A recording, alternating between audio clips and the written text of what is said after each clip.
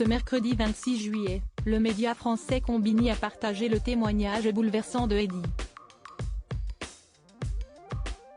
Le jeune Marseillais dénonce la violente agression qu'il aurait subie de la part des membres de la BAC.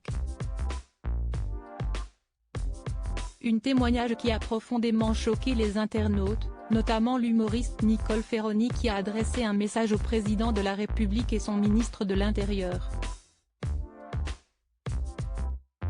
La situation est plus que tendue pour Emmanuel Macron et son gouvernement.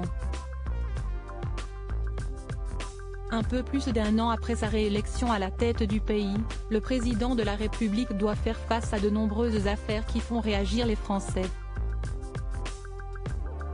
Premièrement, il y a eu la décision très impopulaire d'Elisabeth Borne de faire passer la réforme des retraites avec le 49.3.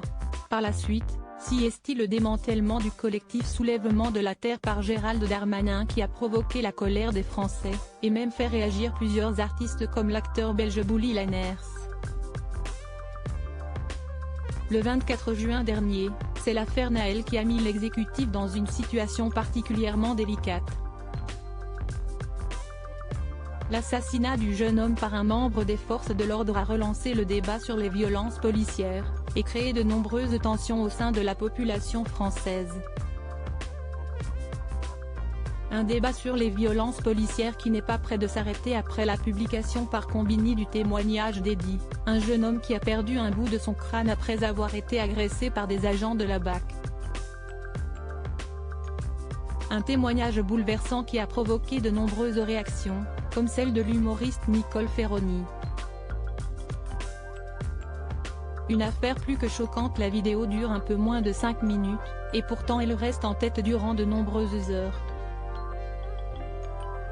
Ce mercredi 26 juillet, le média Combini a mis en ligne le témoignage d'Eddy.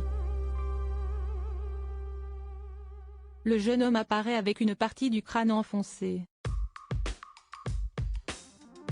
La cause ? Un tir de LBD qu'il a reçu lors d'une rencontre avec la BAC. Des faits survenus dans le nuit du 1er au 2 juillet, que raconte le jeune homme de 22 ans dans les détails.